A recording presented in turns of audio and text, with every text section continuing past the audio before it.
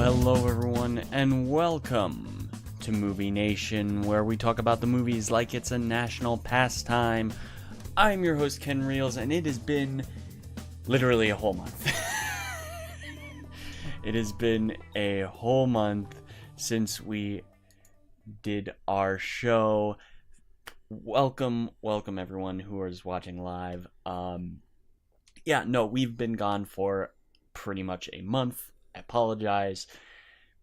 Life got in the way. I was sick one week. Mother's Day was another week, and then it was Memorial Day weekend, and I had stuff going on. Then it was just a mess. And then last Sunday was I was doing work around the house, so yeah, that was fun. And frankly, I'm gonna switch over to doing these on Monday afternoons because why not? So the only difference is that on the feed, the podcast feed, that will go up on not Monday but Tuesday. So instead of getting it on Mondays, it'll come out on Tuesdays. Slight change, not a big deal. But without further ado, today on the show we are talking a few small little articles that I found. The idea that Robert Pattinson is Batman is one of those big news stories. But overall, we're not going to do a lot of news this week because, let's be honest, the big news is Robert Pattinson is Batman officially now. And the other big thing that's going on is pretty much this is the first month of summer movies. We officially have our full list of movies in May, and I saw a good chunk of them, and we're just gonna break down what the movies are and what we can expect for what I expected in May and kind of how it shaped up to be. Some of the movies we've even covered as trailers of the week. One of them was a trailer of the week earlier on this year, but we'll get to that when we get to it. But yeah, welcome back, guys. It has been a very, very long while.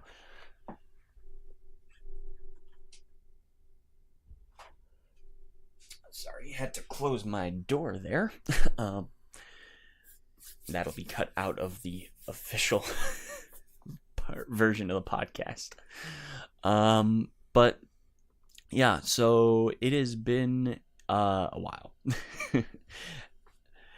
So yeah, and we're gonna just jump right in, honestly, to the first film that we have not covered on the show, and that is Detective Pikachu. I see these films opening weekend, and I have Detective Pikachu has kind of stuck with me specifically because it was so it was very much getting to see these Pokemon on the big screen for the first time and in such vivid color and in vivid effects work, especially given that the movie was filmed on actual film.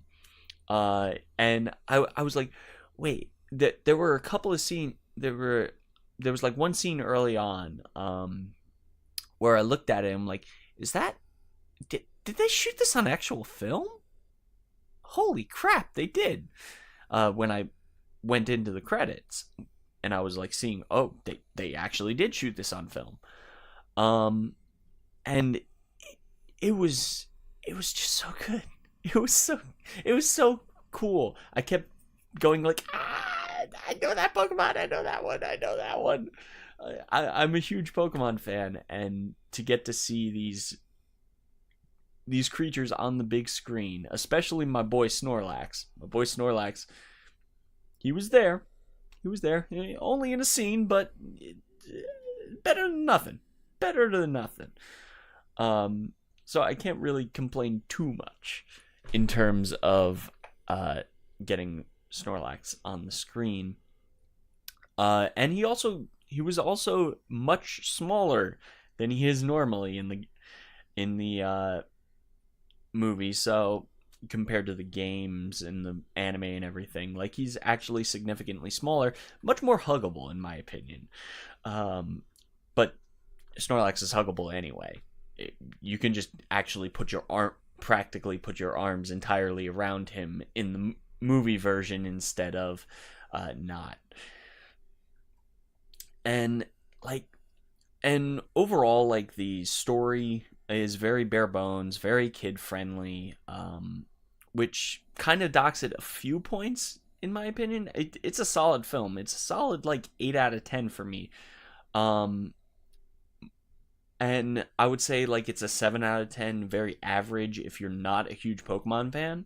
Like, if you do not care about Pokemon, you're just gonna get a generic, like, detective story that really isn't too emotionally resonant or what have you. If you are a Pokemon fan, and honestly, why are you going to see this movie, especially now? If you're not a Pokemon fan, it's very generic. It's a very generic story, and it's not bad, but I wouldn't say it is phenomenal in any way, shape, or form. And that brings us into the next film that I saw after Detective Pikachu, which was Tolkien. Now, Tolkien is the story of J.R.R. Tolkien and his youth. It basically spans the entirety of his youth up to the point where he started writing The Hobbit. And this film was exceptionally well done. I very much enjoyed it. Will I say it is cliche? Oh, hell yeah. This is a very, very cliche biopic-y kind of movie. However, I think this is exceptionally well done. I loved it from start to finish. I was enraptured by its performances. Lily Collins, who plays Tolkien's childhood friend that becomes his wife, is just absolutely, like, please give her a good role. Give her something phenomenal so she can actually, like, get prestige for what she does, because she is a phenomenal actress. And Nicholas Hoult, who, rumor has it, he was in the running to be Batman, spoilers ish, but I think it was just great. Like, he is just a great actor as Tolkien. There are times where I was just, like, absolutely in love with what he was doing. Like, absolutely in love with what he was doing. And it just nailed it all the way home. It really did. It is one of my favorite films this year, by far. Too bad it's probably out of theaters at this point. It might be playing in some of your art house theaters at this right now, or some of your second run theaters if possible. But yeah, no, I think this is a very, very good film. And I'm kind of sad that it's not really gonna be great. So it's just so good. I don't want to even spoil much of it because it's just that good of a movie. And speaking of a good movie, let's talk about John Wick 3. John Wick 3, at this point, if you're not into the John Wick franchise, I don't know why you would go see the third one. Watch 1 and 2. I think this one has some of the best fight scenes. Story-wise, I kind of like 1 and 2 a little bit more than 3. But in terms of action, just pure action, I think John Wick 3 nails it. Absolutely friggin' nails this bar none. It is just the action is great. There's a great scene at the end of this film with in a entirely glass room. Now, the second one, you had a room full of mirrors. You had like this mirror room in this museum. And then this one, how do you top that scene? Like, my thought was, like, how do you top a scene with a bunch of mirrors? Oh, it's entirely made of glass. This entire room is entirely made of glass, so you can see everything that goes on. And then you have these great bits where our main bad guy, like our main bad guy assassin and John are going in and out of the shadows, like doing like this ninjutsu shit, and they're jumping into the darkness and then out of the darkness and attacking each other, and it's just a great friggin' fight scene. And the way it ends, the way John Wick 3 ends, has me going, okay, that's interesting. I did not see that coming, but alright. And we do kind of lead into John Wick 4 with the thought of, what is this movie gonna be? What is this movie gonna be? And then I saw, after John Wick, The Sun Is Also a Star.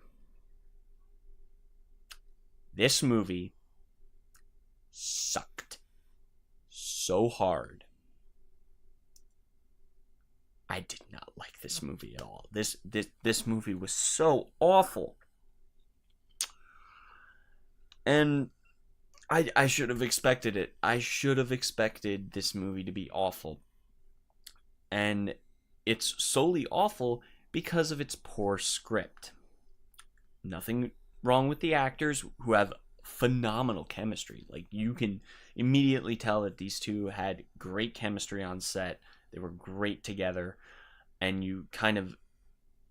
if the script was better, they could have carried this movie to the end. I don't think they were strong enough to say that to basically salvage the shitty friggin' script.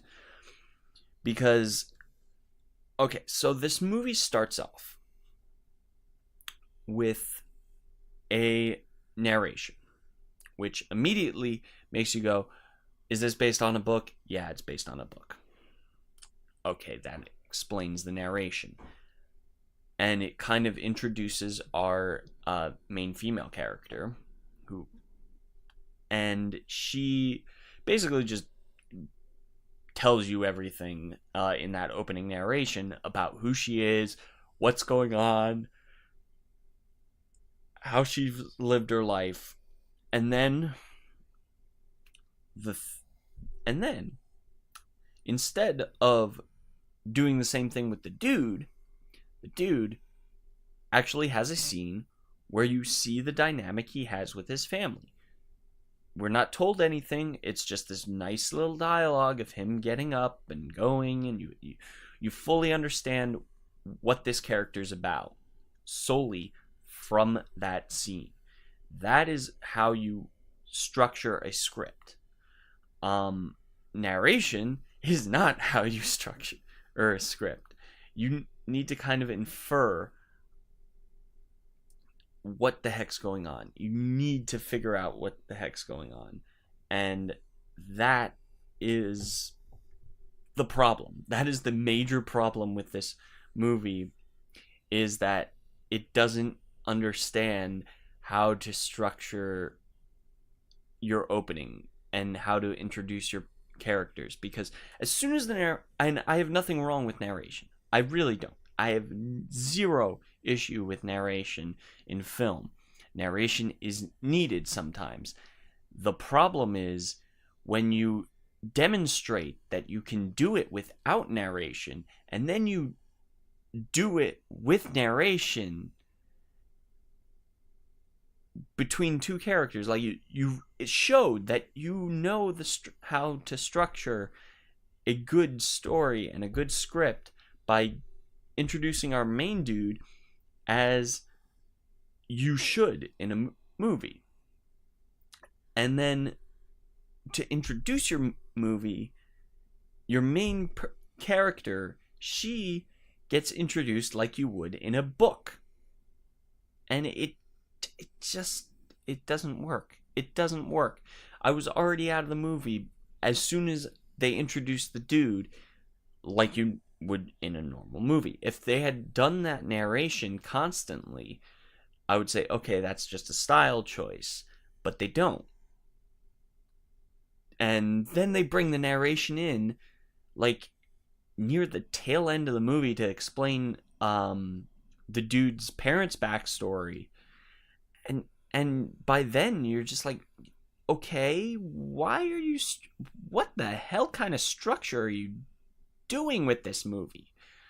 And don't get me wrong, it's shot beautifully. It's every single thing about this movie is great, except for its shitty fucking script. It is an awful script,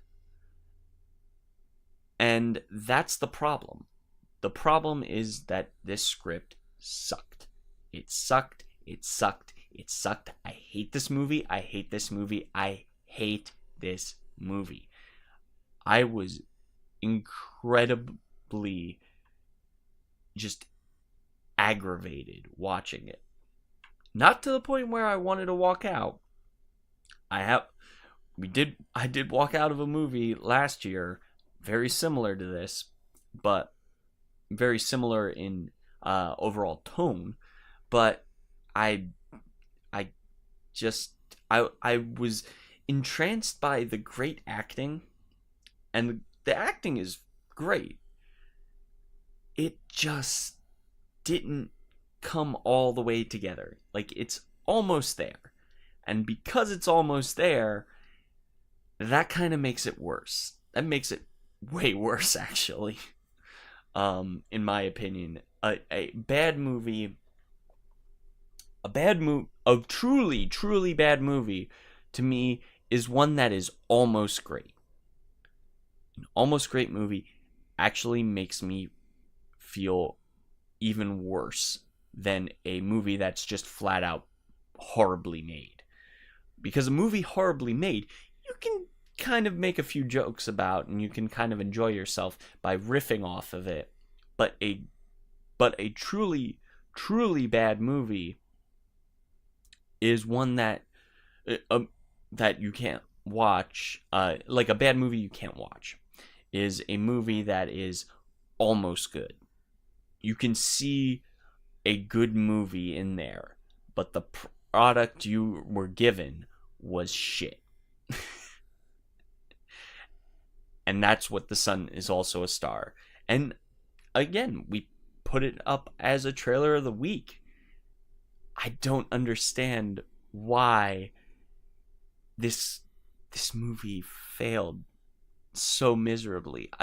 It had all the potential in the world, and it squandered it so hard. And I just feel so bad about it. It disappointed me in every conceivable fashion. Like, it's up there for worst of the year. It probably will be in my worst of the year list easily, and I will not forget it because it's almost so close to being good. But speaking of something that was all right,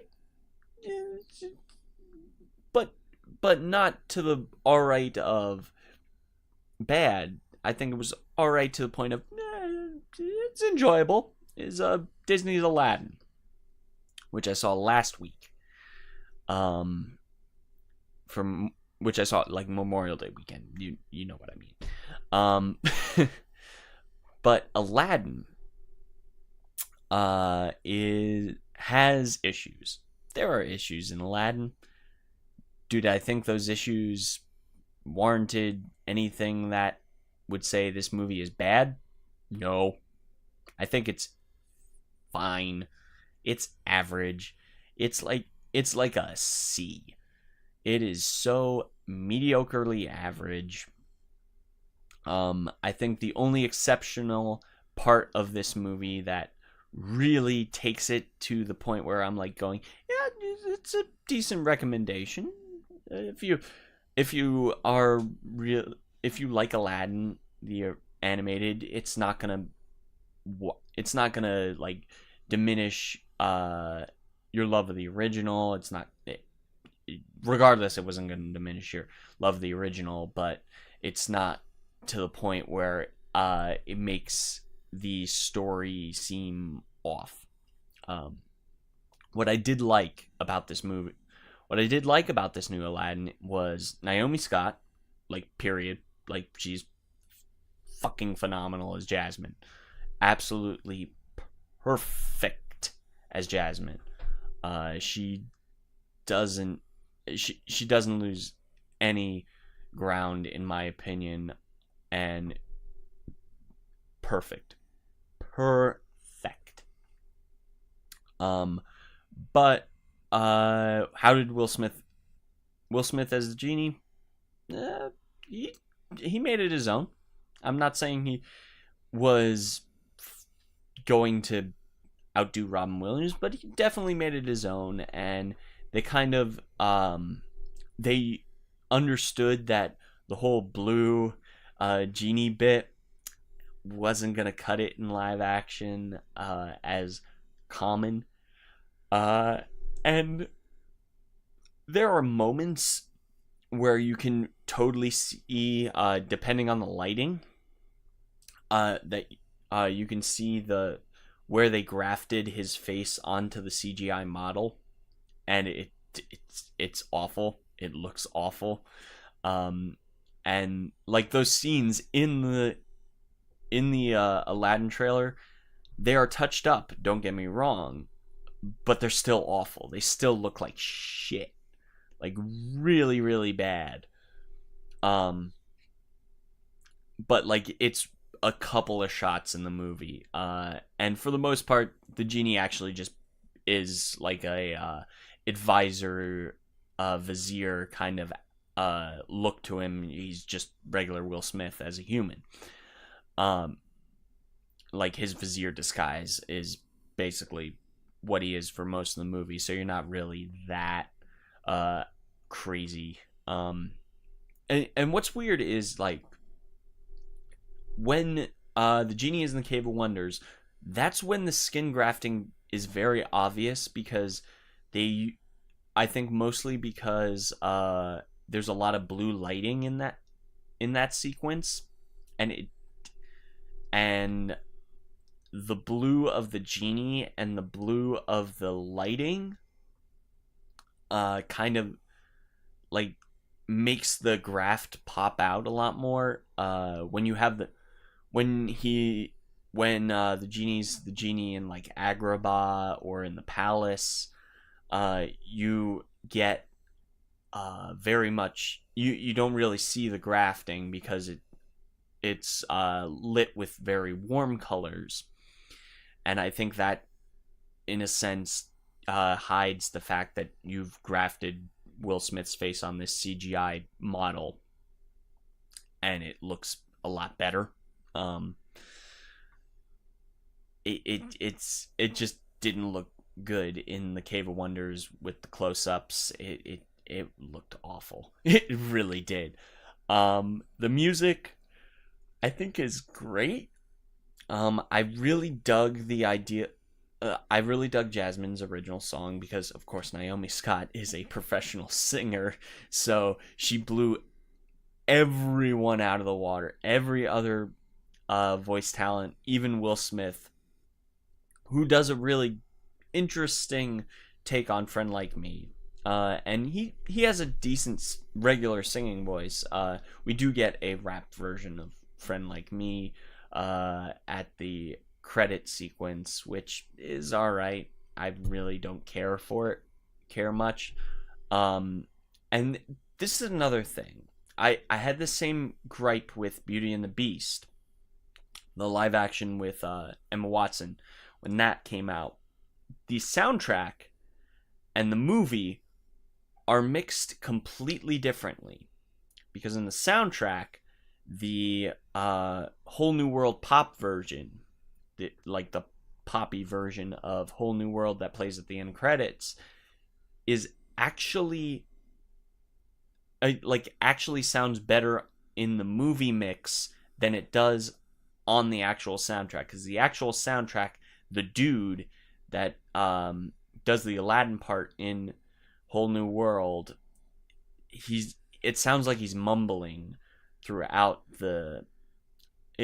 like he's not really popping with his vowel, like there's no pop to his pronunciation of some of the song words. And this is me being super nitpicky, because I am a huge, like, again, when we broke down my top 10 Disney films, Aladdin is in my top 3. I know this soundtrack by heart. I've listened to the soundtrack more than I have any other Disney soundtrack, so I know every single song, and I can kind of pick it apart and kind of dissect what the heck's going on. Mencken's re-orchestrated score for this live action is really cool. I've really dug it. Because he interlaces Jasmine's new song with Aladdin's One Jump melody, and those two melodies are actually harmonic. They were actually designed to be harmonic, so when they both are played together, it's a very beautiful sound. It is phenomenal. I will say the soundtrack is worth picking up just because of that. I will say that the movie itself is okay. It is not going to replace the original. Same thing with Beauty and the Beast.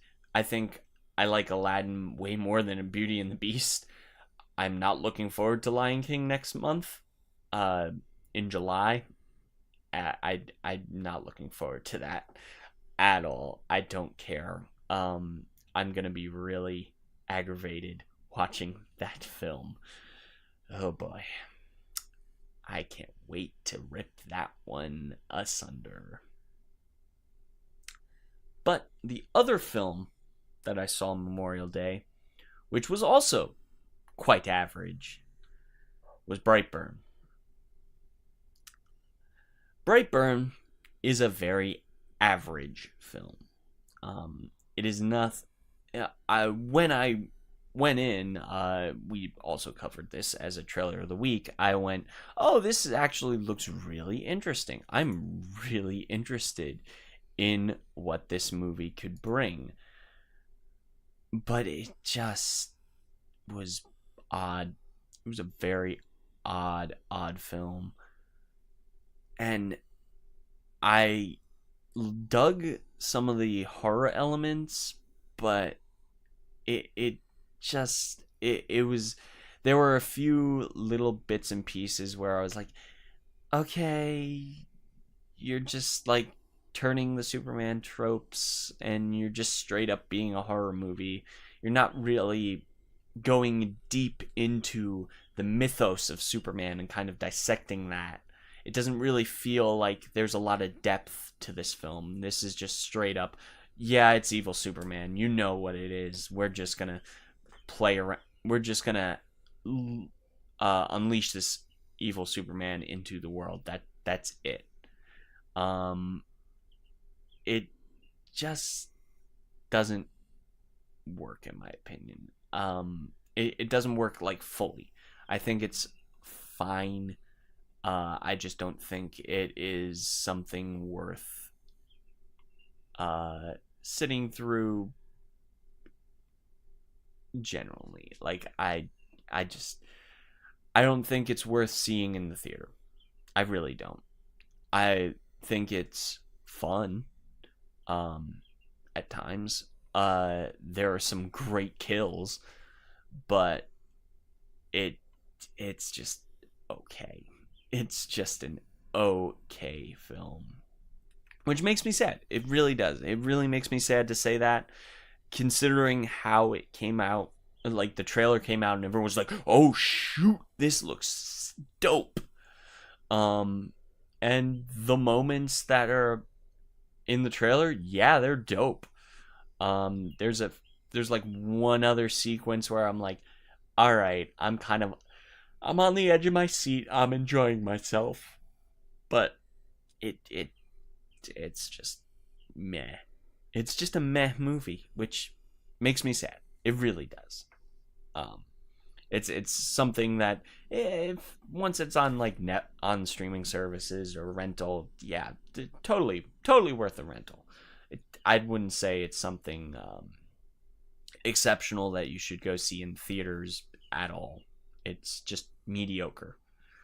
Not worth it. Not worth a ticket price. Maybe a matinee, possibly, if you're really desperate to see something horror related. But now we go into what came out this previous weekend, which was Godzilla King of the Monsters. Godzilla King of the Monsters is fun. Do I like it more than the 2014 Godzilla? Heck yes. Do I think this is a good Godzilla film? It's okay. That's really it. It's okay. I'm not mad like I was with the 2014 version. I think the character story bits of this one is a hell of a lot better than that 2014 Godzilla, because I actually care about these characters.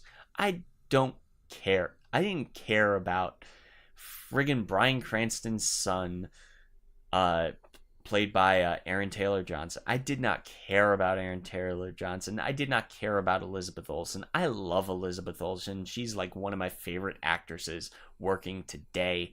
She plays, like, Scarlet Witch is one of my favorite MCU characters, and the other stuff she's done outside of the MCU has been great, but she was awful in that 2014 Godzilla. Awful. She did nothing. She was useless, worthless. She was not a good character. She was not a good character. Now, with this 2014 Godzilla, we get some of the stuff that I personally wanted. Was more Ken Watanabe, which we got a lot of Ken Watanabe, who is really pushing it in this film. I think he's fine. I think he's pretty good. He gets a really cool scene with Godzilla. It was just like, all right, I can dig it. And there are a shit ton of monsters in this movie. There are so many monsters. We've got some original stuff.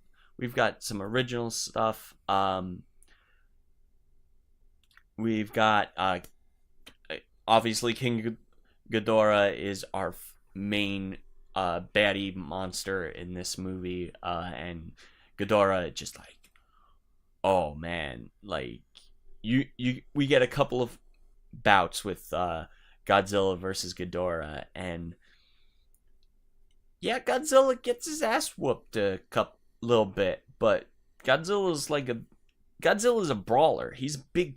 This this Godzilla is a big chunky boy, and he's just gonna come back swinging after he gets knocked down. And like it was good. Like I think it was solid. It's something, if you want to see it in like IMAX, yes, 100%. I think seeing it on the biggest, best screen you can possibly find in your area is definitely worth the ticket price. If you want just like a solid kaiju action film, at least the kaiju action. The human story, I think, is a lot better. There's still a lot of it, mind you, in this 2 hour plus movie. There is a lot of human story, but I think I like the human story much more, and it's very like the human story is very fast paced. It's very snappy in terms of its dialogue scenes, and it goes all over the globe, because we have all these different areas. And honestly, it's like, all right, basically this is all set. A lot of the exposition bits are there to sort of set up Godzilla's just like peak performance, what he can do fully. We get to see a lot of different things that Godzilla can do. And then right before the credits start rolling, we get a bit of preview with the next movie, which is Godzilla vs King Kong, which I believe is coming out next year. Don't quote me on that. I think it's set for next year. Let me just check. Godzilla versus King Kong. The new Godzilla versus Kong is coming out, set for next year, March of next year. Yeah, no, I am super excited. Adam Wingard is directing. Okay. Interesting. Interesting director. I'm not saying he's going to be bad, but the last film he did was the terrible, awful Death Note movie. Yeah. Not looking... that is not a pure indication, because I think Adam Wingard has done some really great stuff outside of that awful Death Note. But yeah, Godzilla vs King Kong is coming out next year, and there is some setup for that, and just some setup for the general idea. They're calling them Titans in this movie. They're friggin' kaiju.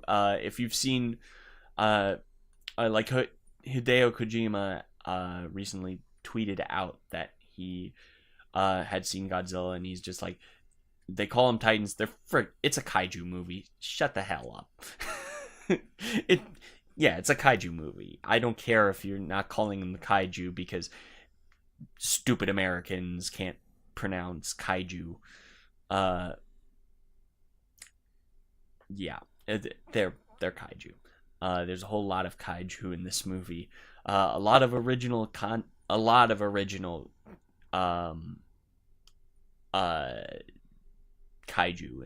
that show up in this.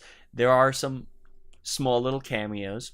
There are some small little cameos from past Toho monsters. There's like one or two. Of course you're gonna have. Of course they show Mothra in the trailer.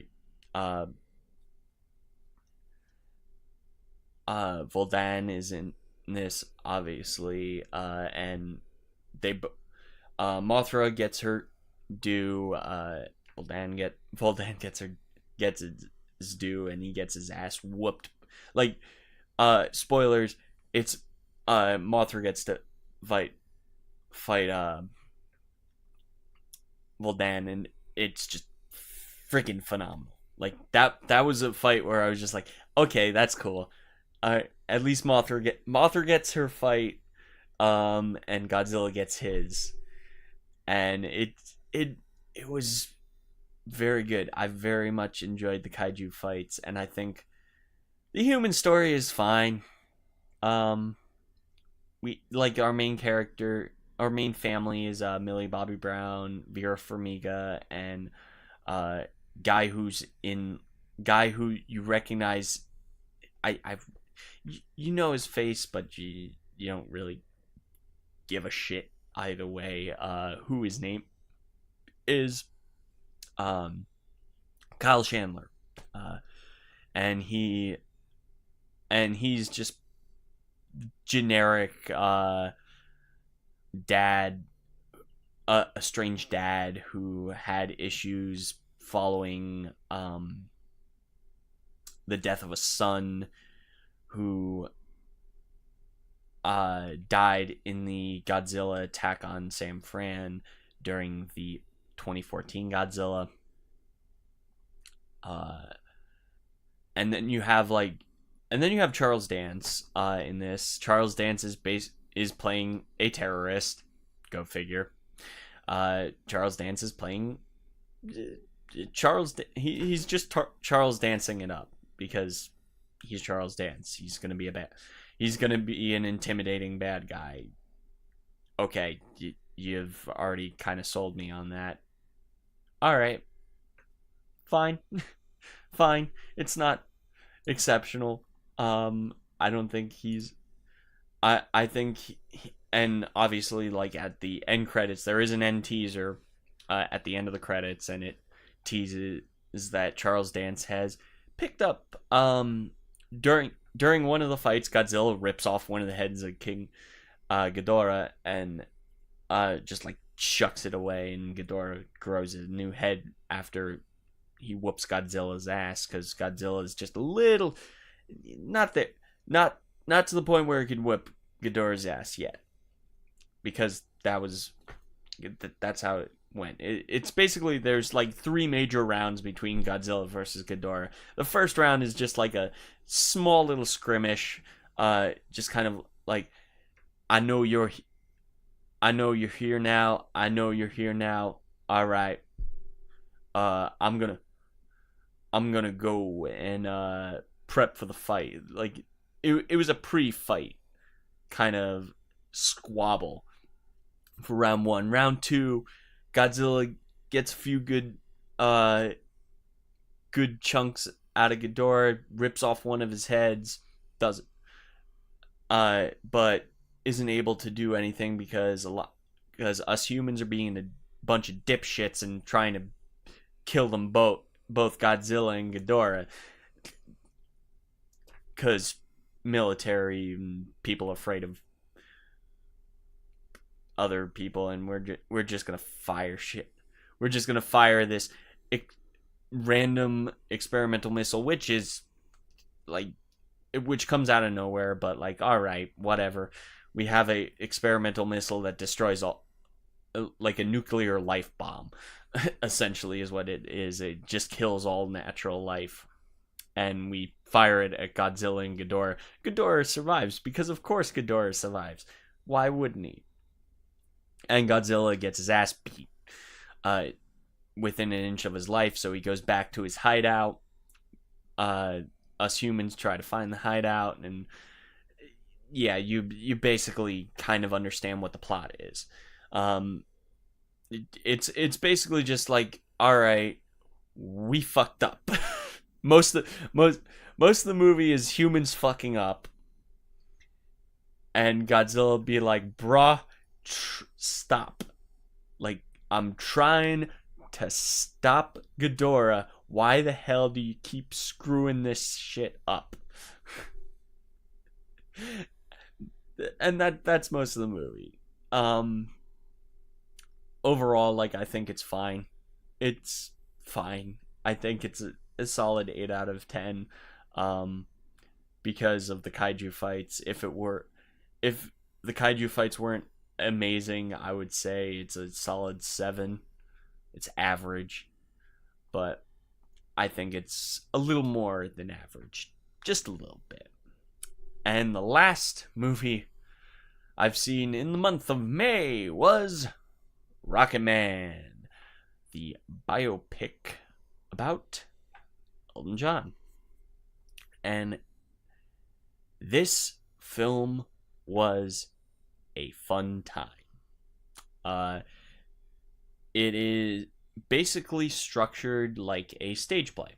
Like, if you were to take this movie and move it to the stage, you could do it pretty accurately and pretty well.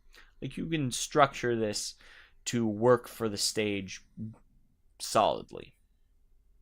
And you have Taron Egerton as Sir Elton John. Before he became knighted, he became knighted later on in his life. Basically, this takes place from his early childhood, where he started playing the piano, all the way up to him checking himself into rehab and actually leaving rehab. Like, the movie literally ends with him leaving rehab. And the movie's all structured as him going through the process of going through rehab. And him telling his life story while he's in rehab. And just kind of breaking down what happened in his life, and what he's dealing with. And I really dug it. I really dug Taron Egerton's performance. He is completely 100% embodying Elton in this, and it was just so good. It was really, really well done.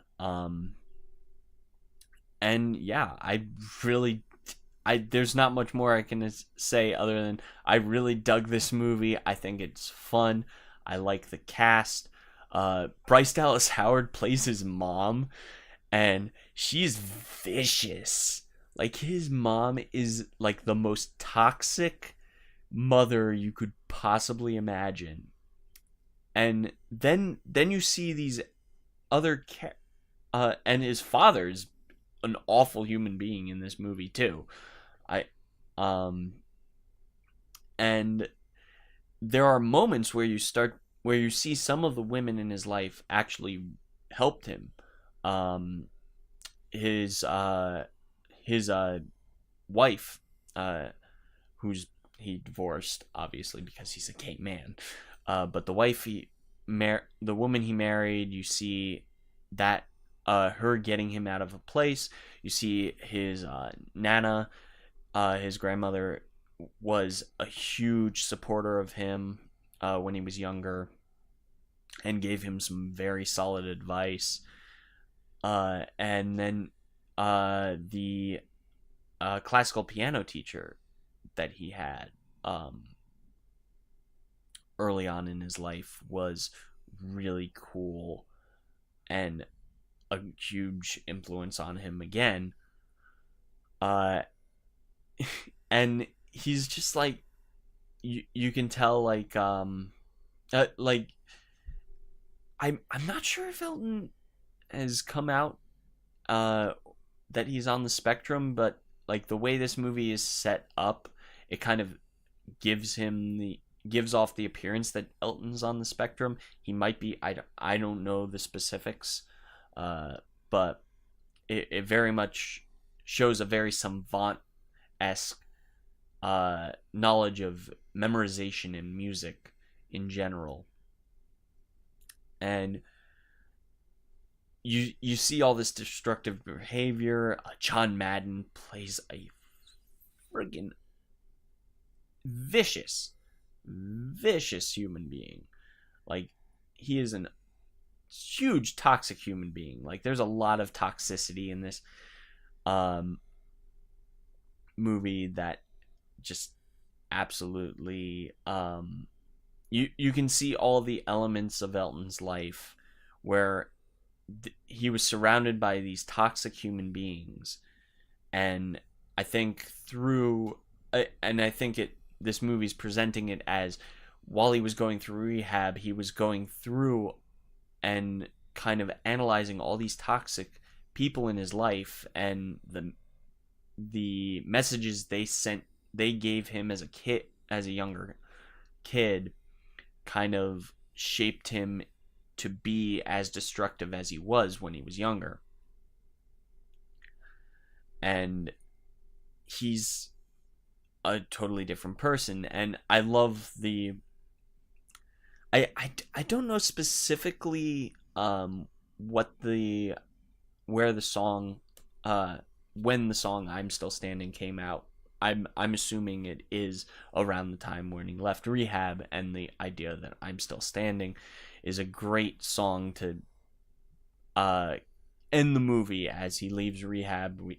The end credits are like, the little epilogue bit is done to the tune of I'm Still Standing. However, I will say they superimposed Taryn's Elton into the I'm Still Standing music video, and it looks like shit.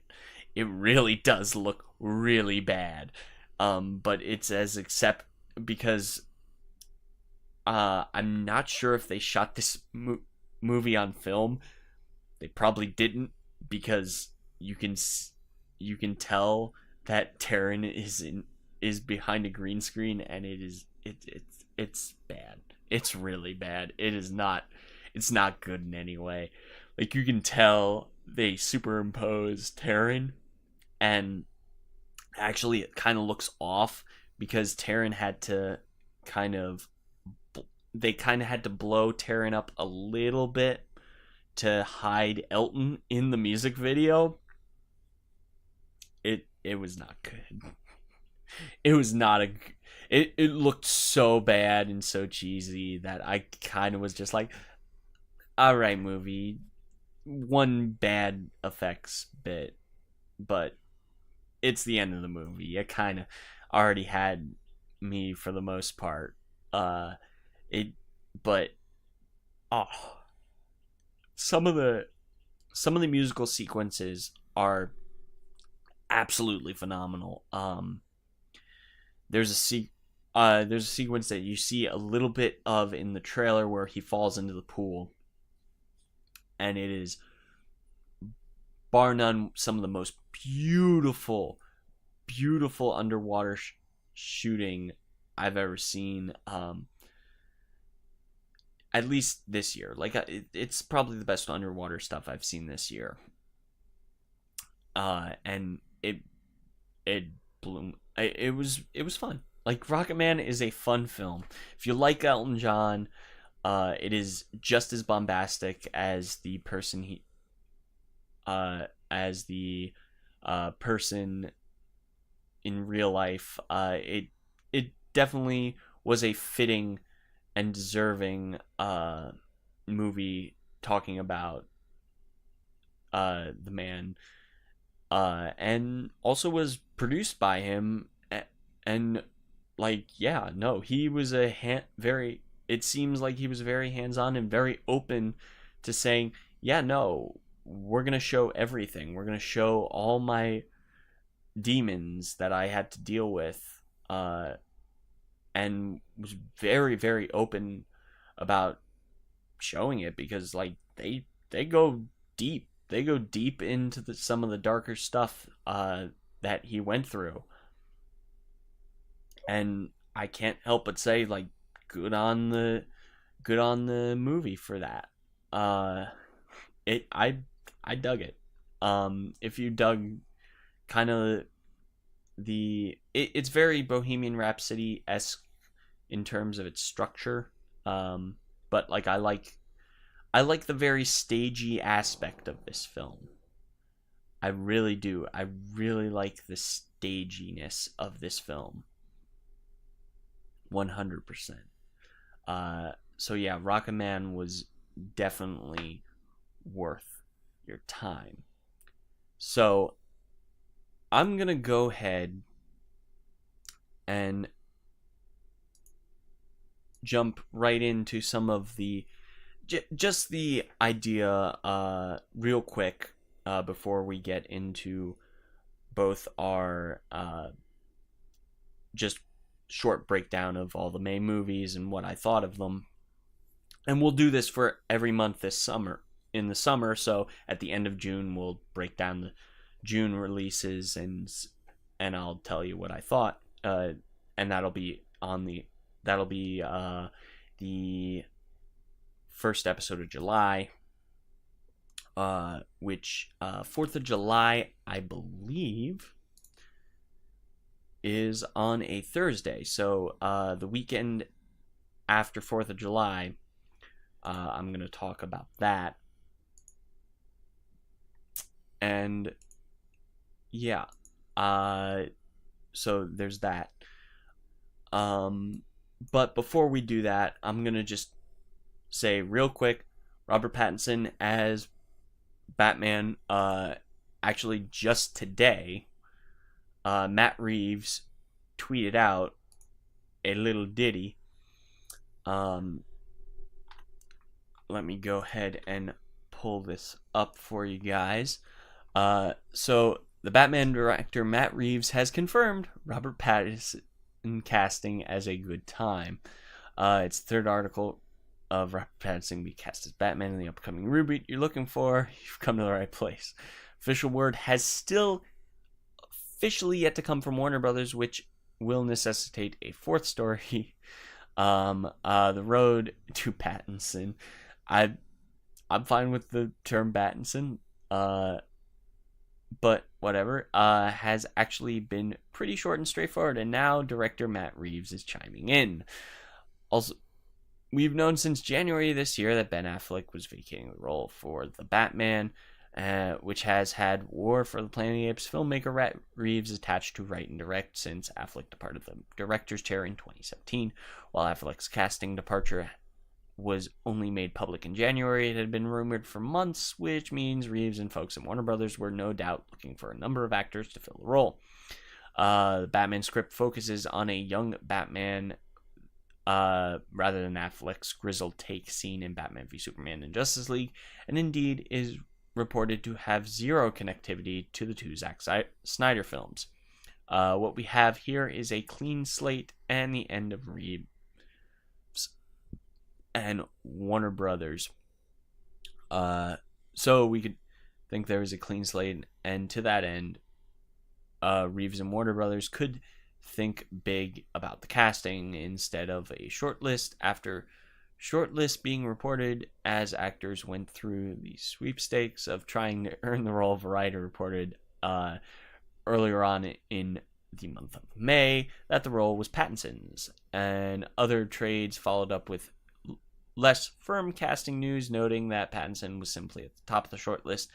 Also included Nicholas Hoult and Armie Hammer, but just last week Pattinson closed the deal to star as the Caped Crusader after a round of screen tests. Hoult also screen tested for the role, and by most accounts he was Pattinson's top competition to win the part.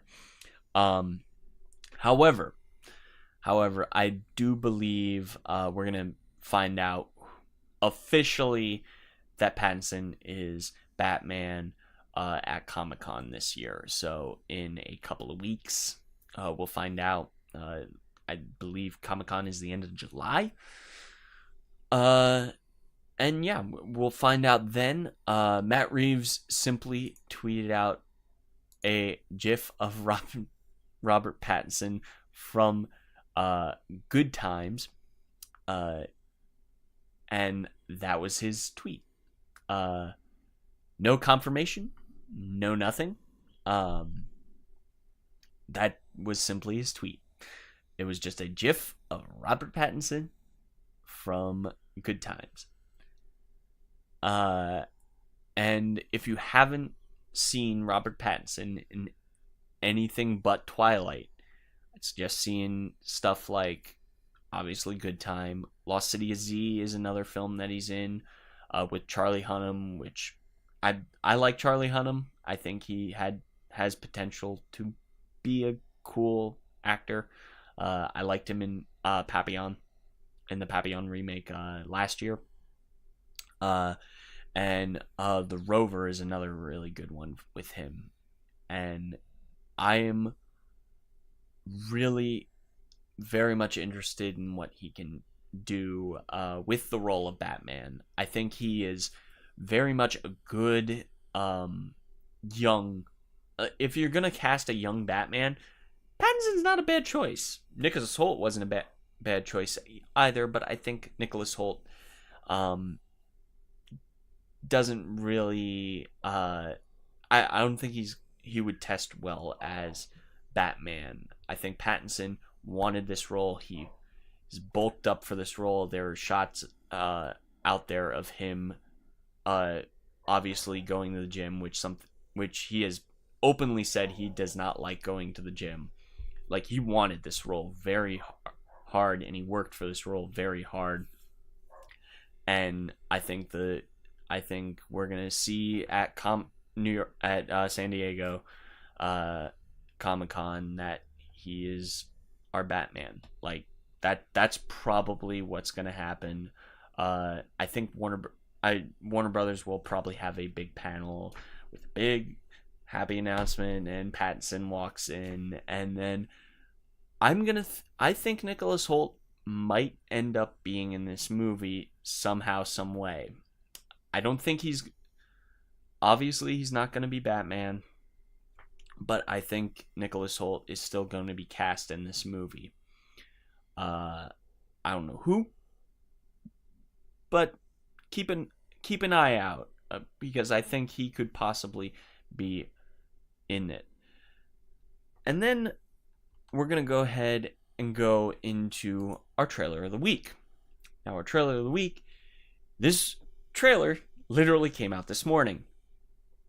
And that is a movie called Ford Vs Ferrari with Matt Damon and Christian Bale. And we get this opening bit with Christian Bale, and I assume it's his son in this movie. And you can tell he's I think he's doing an Australian accent. I'm not sure. I don't know the actual story behind this, but we got Matt Damon. John Bernthal is playing an exec at Ford, and Matt Damon, I guess, is a car builder, and he's going like, all right, we gotta we want to beat Ferrari with a Ford. And Matt's going like, oh, you need Christian Bale. Oh, Christian Bale is not a guy you should be working with. And this is the director of Walk the Line and Logan. Shoot, I forget the director's name, son of a bitch. I'll read it at the end here. But you get these nice little bits between Christian Bale and Matt Damon, and I think both these actors are really good. I think Matt Damon is great. I don't like him as Jason Bourne. I freaking hate the Bourne movies, but I think Matt Damon is a very, very good actor. I think Christian Bale is a very, very good actor. So, like, of course Christian Bale is a very, very good actor, but I like these two characters. I like these two actors, and them headlining a movie about car racing. Sure, I mean, the last good car racing movie was Rush, which was the Formula One movie from Ron Howard. But I'm very much looking forward to what this movie will bring. Like, this looks like a solid, fun film. I believe, when the heck is this movie coming out? November. Okay, so they're going for Oscar buzz, obviously. And yeah, no, I think that is a pretty solid film. That looks pretty solid, and it's something I will have on my radar, obviously. But let's go ahead and break down the movies that came out in the month of May. So this is the full breakdown of movies I saw.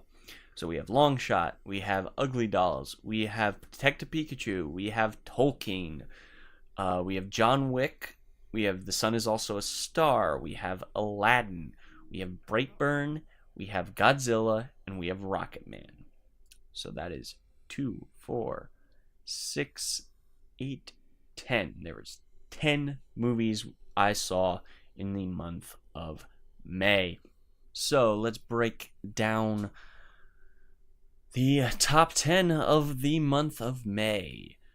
So obviously we're going to take our Tolkien, which I absolutely enjoyed. That is definitely number 1. The Sun Is Also a Star is the worst film I've seen in the month of May, and it is definitely the worst film I've seen all year. And we have Rocketman, which I really dug. We're going to put that right above Tolkien. Long Shot, which I also very much loved. That is going right under Rocketman. Now, this is where things get a little tricky. We got Godzilla, King of the Monsters.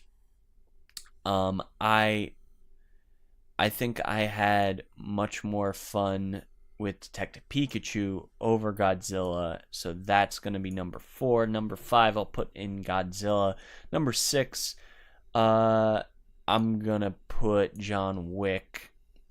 And then Ugly Dolls, I think, deserves number 7. Then we have Aladdin, Brightburn, and The Sun Is Also a Star. And we're going to name this the best of May 2019. All right. Let's go ahead and view the list. So now, for our final listing for the best of the May 2019, we've got Tolkien as our number 1. We've got Rocketman number 2. Long Shot as number 3. Detective Pikachu as number 4. Godzilla, King of the Monsters as number 5. John Wick Chapter 3 as number 6. Ugly Dolls takes our number 7. Aladdin is number 8. Brightburn is number 9. And The Sun Is Also a Star at 10. Also, The Sun Is Also a Star is going straight into my worst of the year. And with that, ladies and gentlemen, that is going to be it for this jam-packed episode. Thank you guys for listening and or watching live on twitch.tv/KenReels. Thank you guys.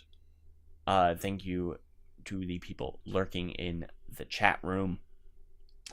And we will be back around the same time next week on Monday now, and the Movie Nation podcast will go live on the feed on Tuesday. If you're listening to this here on Tuesday, thank you guys for checking out the podcast.